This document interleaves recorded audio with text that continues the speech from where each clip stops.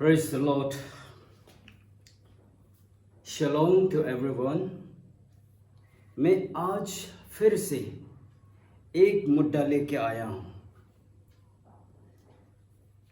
मेरा मुद्दा है 3 मुख्य कारण क्यों परमेश्वर जीसस क्राइस्ट इस दुनिया में आया है। Number 1, to erase the misconception about God.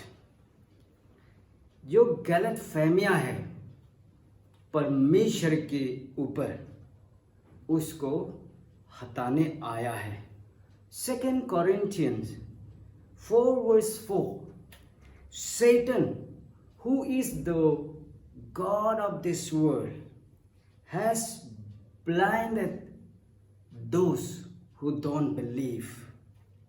They are unable to see the glorious light which is in the good news. They don't understand the message about the glory of Christ. आप समझ सकते हैं इस दुनिया में क्या हो रहा है। कहीं भी जाओ, कौन सा क्षेत्र है जहां पे परमेश्वर भगवान का आराधना नहीं करता है। इस देश में सिर्फ 30 करोड़ गॉड्स है। यहाँ पे आप सोच के देखिए, 135 करोड़ पॉपुलेशन के बीच में नियरली 30 करोड़ गॉड।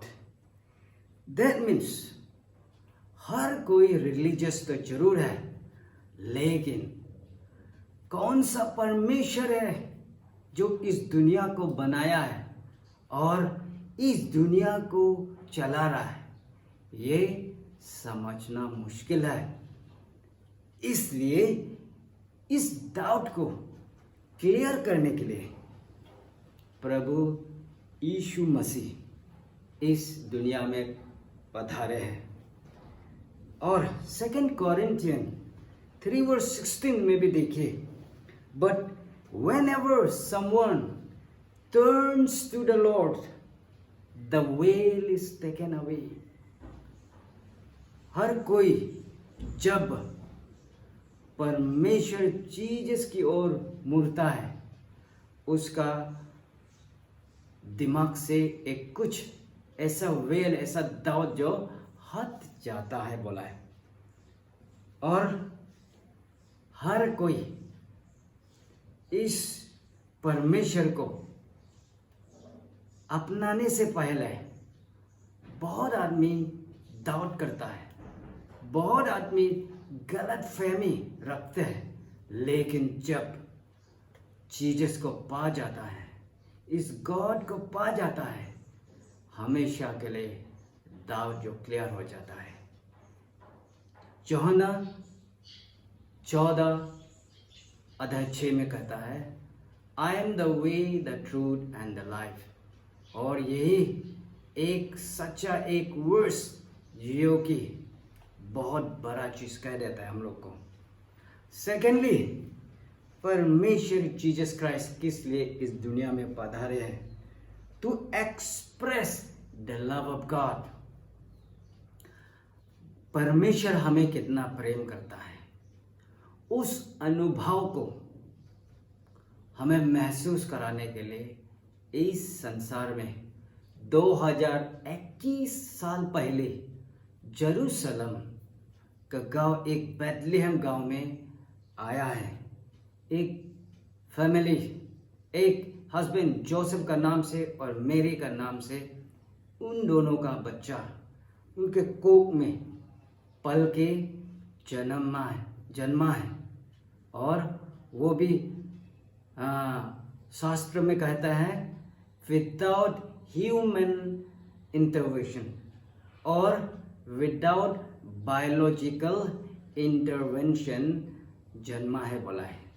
तो हिस्ट्री में यही एक अकेला मिलेगा, सिर्फ जीसस, जो कि विदाउट बायोलॉजिकल इंटरवेंशन जन्मा है। कहीं भी आप देखिए, किसी को भी आज तक मैंने सुना नहीं है और किसी का सेक्रेट रिलीजियस टेक्स्ट से मैंने पाया नहीं कि कोई ऐसा जन्मा है जो कि विदाउट ह्यूमन रिलेशनशिप से जन्मा है। यही एक जीसस क्राइस्ट है।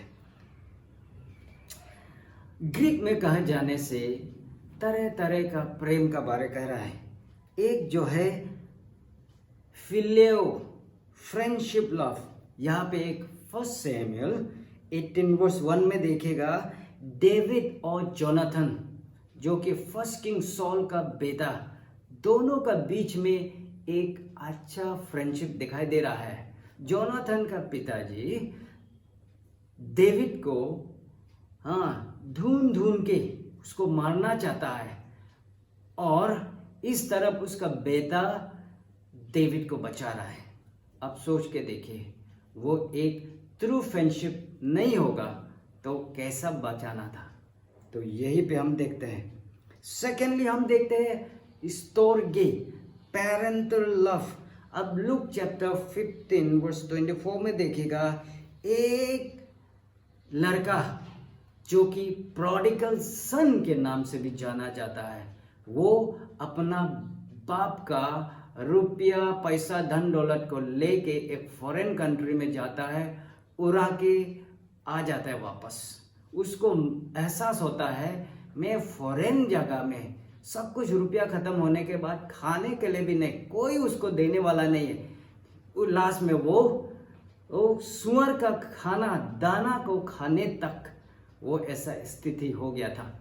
उसी समय उसको उसका पिताजी का याद आता है, पेरेंटल लव याद आता है, माँ पिताजी का प्रेम याद आता है और वापस आता है, माफ मांगता है और उसके बाद क्या करता है, उस बेटा के नाम पर एक बड़ा एक बकरी का एक हत्ता कत्ता बकरी को काट के फीस और खाना खिलाता है, बड़ा खाना देता है। और इसी से दिखाई देता है कैसा हमारा परमेश्वर हमें प्रेम करता है। उसी तरह एक पिताजी अपना बेटा को कैसा प्रेम कर रहा है। तो ये हम देखते हैं पेरेंटल लव। और एक तरह का प्रेम है जो है इरोस रोमांटिक लव। ये लव जो है कभी कभी मिसयूज होता है। ये लव अगर अच्छा लेजिटिमेट रिलेशन नहीं होने से ये प्रेम बहुत बार एब्यूज होता है और बहुत बार मिसयूज होता है। खास करके वो जवान लड़का लड़की लोग इसको मिसयूज करता है। Living relationship is a sin. Without legitimate marriage husband and wife रहना ठीक नहीं है इस ट्राइबल सोसाइटी में। और खास करके कल्चर इतना स्ट्रॉन्ग है, इस माहौल में ऐसा संबंध अच्छा नहीं है।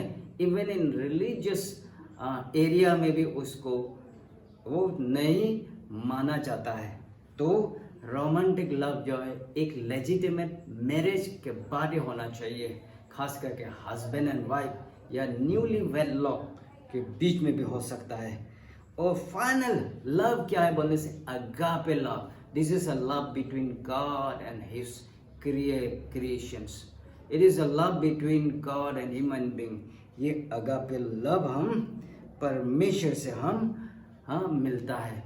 John 3:16, God so loved the world that he gave his one and only son, that whoever believes in him shall not perish but will have everlasting life. ये परमेश्वर का प्रेम। Ephesians 3:19 में कह रहा है, May you experience the love of Christ, though it is too great to understand fully. Then you will be made complete with all the fullness of life and power that comes from God. Thirdly, परमेश्वर इस दुनिया में किस लिए पधारा है बोलने से to enable the relationship with God. आप देखिए गार्डन ऑफ ईडन में सबसे पहला मनुष्य जो है रखा गया था उसका नाम है एडम एंड ईव। उन दोनों को इसलिए रखा गया था ताकि परमेश्वर ने जिस चीज़ को बनाया उसको अच्छी तरह से देख रेख करे। लेकिन उन दोनों को क्या हुआ, सांप आके उन दोनों को थोड़ा इंस्टिगेट किया, उन दोनों का दिमाग को घुरा दिया और परमेश्वर का कमान को पालन करने से चूक गया। सांप का, शैतान का बात सुन के अलग ईश्वर का गेम्स में चला गया। उसी दिन जिस रिलेशनशिप में हम थे वो हमेशा के लिए टूटा दिया है। इसलिए आप देख सकते हैं जेनेसिस 3 वर्स 8 और 9 में देखेंगे, वो रिलेशनशिप टूटने के बाद फिर परमेश्वर ढूंढ के आता है, वेयर आर यू एडम। तब एडम जो गार्डन में छुप रहा होता है, वेरी मच नेकेड, उसको क्या करते हैं, परमेश्वर एक बकरी को मार के उसका चमड़ा को पहना देता है। That shows we needed animals blood, animal skin to be sacrificed to cover our sin, but that was not sufficient. फिर भी वो सफिशिएंट नहीं रहा, इसलिए नया नियम में परमेश्वर खुद अपना लौता एक पुत्र को भेजा और हमेशा के लिए हमारा पाप को छुटकारा दिलाने के लिए, for the remissions of sins of entire mankind. अब यहाँ पे देख सकते हैं, यहाँ पे देख सकता है जेनेसिस 1 वर्स 28 में बोला है, then the God bless them, be fruitful and multiply and fill the earth and govern it. इसी के लिए बनाया था आपके, जो कि अब इस दुनिया में और मल्टीप्लाई होते रहे और ये दुनिया का देख रेख करे।